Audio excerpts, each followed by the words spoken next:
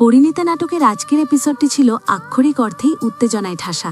যারা মিস করেছেন বা আবার ঝালিয়ে নিতে চান তাদের জন্য একদম প্রফেশনাল ইউটিউব স্টাইলে আজকের রিভিউ ও আগামী পর্বের পূর্বাভাস নিচে তুলে ধরছি। পরিণীতা, আজকের ধামাকা রিভিউ এবং পরবর্তী টুইস্ট, ভূমিকা, গল্পের প্রেক্ষাপট। হ্যালো বন্ধুরা, পরিণীতা নাটকের আজকের পর্বে যা ঘটল সেটাকে এক কথায় বলা যায় নিজের গর্তে নিজে পড়া। আপনারা যারা নিয়মিত এই নাটকটি দেখছেন তারা তো জানেনই যে সংযুক্তা ম্যাম আর শিরিন রয় মিলে পারুলকে ভাসানোর জন্য সারাক্ষণ কোনো না কোনো ষড়যন্ত্র করে, কিন্তু আজকের পর্বে সেই ষড়যন্ত্র এমনভাবে তাদের দিকেই ফিরে এলো যে সংযুক্তা ম্যামের মুখ লুকানোর জায়গা ছিল না। চলুন বিস্তারিত জেনে নেওয়া যাক আজকের টানটান উত্তেজনাপূর্ণ কাহিনী। পার্টির সেই বিশ্রী রাত এবং সংযুক্তার উন্মাদনা। গল্পের শুরুতেই আমরা দেখলাম গতরাতের পার্টির রেশ। সংযুক্তা ম্যাম সবসময় নিজেকে খুব পরিশীলিত আর পারফেক্ট হিসেবে দাবি করেন, কিন্তু গতরাতের পার্টিতে তিনি এমন সব অসভ্যতা করেছেন যা দেখে অফিসের প্রতিটি এমপ্লয়ি অবাক হয়ে গেছে। আসলে ব্যাপারটা কি জানেন? সংযুক্তা চেয়েছিলেন পারুলকে একটা ড্রিঙ্কসের সাথে ওষুধ মিশিয়ে খাইয়ে দিয়ে তাকে সবার সামনে ছোট করতে, কিন্তু কথায় আছে না, ধর্মের কলে বাতাসে নড়ে। সেই ড্রিঙ্কসটা ভুলক্রমে সংযুক্তা নিজেই খেয়ে ফেলেন এবং নেশার ঘোরে বা পাগলামির বশে পুরো পার্টিতে একটা বিশ্রী পরিস্থিতি তৈরি করেন। সকালের সূর্য এবং চেয়ারম্যান সাহেবের রণচণ্ডী রূপ।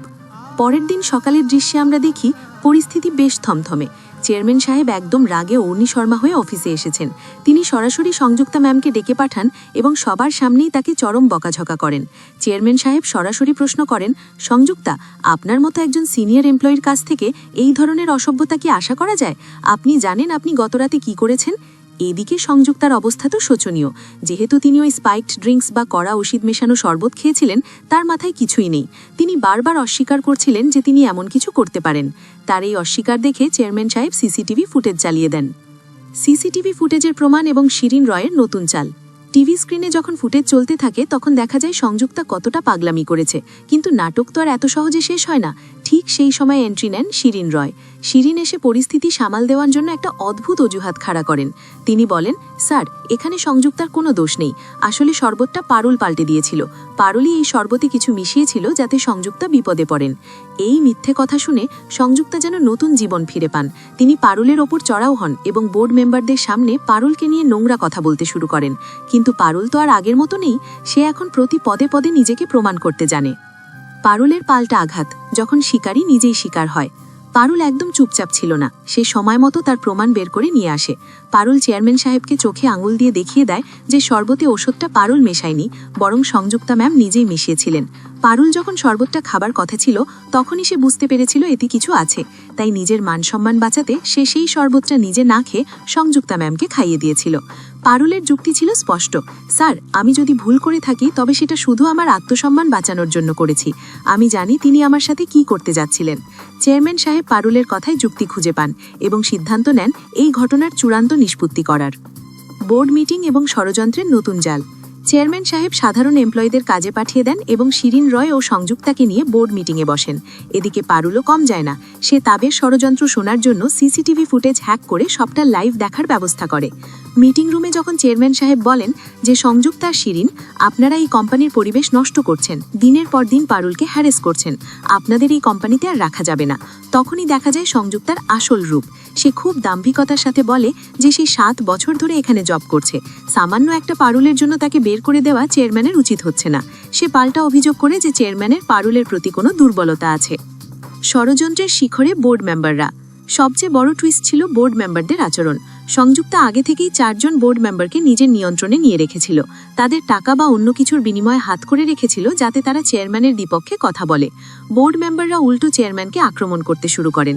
তারা বলেন, আপনি পারুলের প্রতি এফেক্টেড হয়ে গেছেন, আপনি তাকে ভালোবাসেন বলেই হয়তো এত অন্ধ হয়ে আছেন। পারুলের গর্জন, তিনি আমার বাবার বয়সী। সিসিটিভি ফুটেজে যখন এই নোংরা কথাগুলো পারুল শুনছিল তখন সে আর নিজেকে আটকে রাখতে পারেনি। সে সরাসরি বোর্ডরুমে প্রবেশ করে এবং বোর্ড মেম্বারদের মুখের ওপর বলে দেয় যে তারা কতটা নিচু মনের। পারুল চিৎকার করে বলে, চেয়ারম্যান স্যার আমার বাবার বয়সী, তার নামে এই ধরনের কথা বলতে আপনাদের রুচিতে বাঁধল? পারুলের এই বাহসী এন্ট্রি আর যুক্তির সামনে সংযুক্তার বোর্ড মেম্বাররা কিছুটা থমকে গেলেও পরিস্থিতি এখন চরম উত্তেজনায়। আগামী পর্বে কি ঘটবে? ভবিষ্যৎবাণী। বন্ধুরা, আজকের পর্ব তো এখানেই শেষ হলো, কিন্তু আসল খেলা তো কেবল শুরু। আগামী পর্বে যা হতে পারে: 1. চেয়ারম্যান সাহেবের পদত্যাগ নাকি বহিষ্কার। বোর্ড মেম্বাররা যেহেতু সংযুক্তার পক্ষে, তারা হয়তো চেয়ারম্যানকে কোণঠাসা করার চেষ্টা করবে, এমনকি তাকে তার পদ থেকে সরানোরও ষড়যন্ত্র হতে পারে। 2. পারুলের নতুন লড়াই। পারুল এখন বুঝতে পেরেছে যে শুধু কাজ দিয়ে নয়, এই বিষাক্ত মানুষদের বিরুদ্ধে লড়াই করতে হলে তাকে আরও বেশি শক্তিশালী হতে হবে। হয়তো পারুল এই সিসিটিভি ফুটেজ বা অডিও রেকর্ডগুলো জনসমক্ষে নিয়ে আসবে। 3. শিরিন রয়ের পতন। শিরিন রয়কে মনে হচ্ছে সে পর্দার আড়াল থেকে বড় কোনো ক্ষতি করার পরিকল্পনা করছে, কিন্তু পারুল যেভাবে সিসিটিভি হ্যাক করেছে তাতে শিরিনের গোপন কোনো কুকীর্তি সামনে চলে আসতে পারে। 4. চেয়ারম্যানের কঠোর সিদ্ধান্ত। চেয়ারম্যান কি নিজের জেদ বজায় রাখবেন? তিনি কি পারবেন এই দুর্নীতিগ্রস্ত বোর্ড মেম্বারদের হাত থেকে কোম্পানিকে বাঁচাতে? পরিণীতা নাটকের প্রতিটি পরত এখন রহস্যে মোড়া। সংযুক্তা কি শেষ পর্যন্ত পারুলকে বের করে দিতে পারবে, নাকি পারুলই হবে এই অফিসের সর্বেসর্বা? উপসংহার: আজকের রিভিউটি আপনাদের কেমন লেগেছে তা কমেন্টে জানাতে ভুলবেন না। সংযুক্তা ম্যামের এই নোংরা রাজনীতি কি আপনারা সমর্থন করেন? আর পারুলের এই রুখে দাঁড়ানো আপনাদের কেমন লেগেছে? ভিডিওটি বা রিভিউটি ভালো লাগলে অবশ্যই শেয়ার করবেন। দেখা হবে পরবর্তী আপডেটে। ততক্ষণ চোখ রাখুন আপনার প্রিয় নাটকের পর্দায়।